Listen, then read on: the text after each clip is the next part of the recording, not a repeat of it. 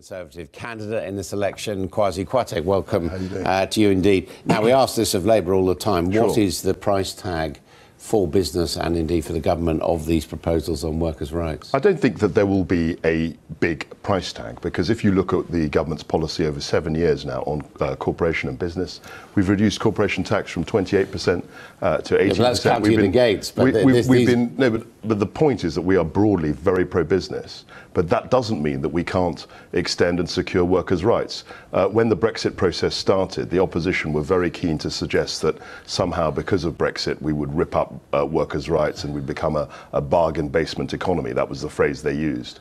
What the Prime Minister said today completely meets that square on and says, no, we're not going to be a bargain basement economy. We're going to entrench workers' rights, and we're going to extend them more widely than any other. I mean, you're a free marketeer. Are you personally in favour of bringing in all workers' rights under EU law straight into British law? Look, I think that some of the things that we've proposed are very sensible and, dare I say it, intelligent responses to a changing society.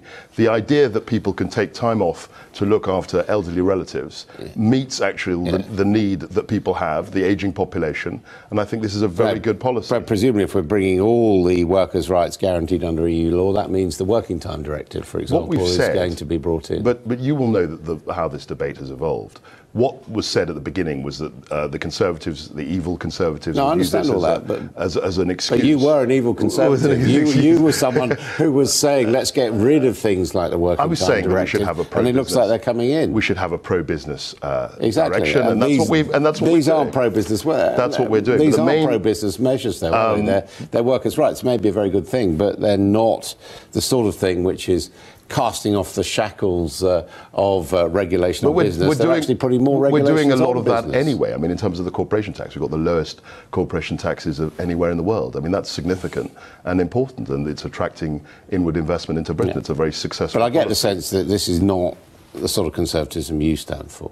Why on earth would you suggest that? I think it's a very good... Well, you don't believe in more red tape on business, and whether or not this costs a lot of money, this is more red tape, isn't it? A statutory right to request leave for training, statutory right to care for a family member, statutory right to child bereavement, reforms in the Equalities Act. It's more red tape. The main thing that we all believe in as Conservatives is having a strong and stable government, a strong and stable economy. Right, we're back to strong and stable. No, but it's absolutely... I mean, you laugh, but it's absolutely critical. More red tape. We're not going to have any workers' rights. We're not going to have an economy if you have crazy Jeremy Corbyn with his unfunded policies. Yeah, but do you think at this time, when we're being told that out of the EU, Britain competes in the world, you wrote a whole book about it, that actually putting more red tape on business, albeit for workers' rights, is the right thing to do? I don't see it in that way, Adam. I think that what we're doing and what we can do very effectively is create a pro-business environment while securing workers' rights and their security. And actually, workers' security leads to a more prosperous outcome, because you have more productive workers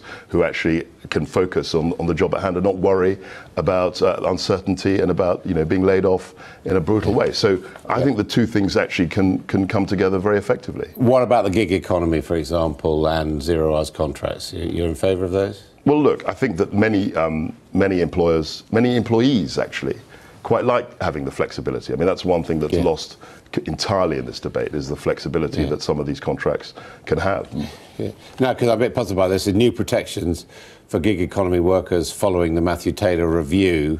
We haven't had the outcome of the Matthew Taylor review yet. Well, yeah, we'll see. I mean, we haven't had the manifesto yet either. So, obviously there'll be more debates. We'll have more debating. Well, we will get the manifesto before to look at the details. Yeah, we will. But I'm just saying at this point we have. And just that one point about changing taxation on people who set up companies. Are you in favour of that or not, allowing that to go up? But are you abandoning the Cameron pledge? I think that the taxation system that we've got is very effective. I think, as I said, we've lowered corporation tax. We have a pro-business agenda. No, but tax on individuals. Would you like to have the option to tax people who form companies? I'm not sure what you're driving at. I mean, I think... Well, I'm driving at the issue which upset the budget. And the suggestion that it's going to be reversed. The point about the Cameron lock the lock that we had in 2015 was that it constrained the government.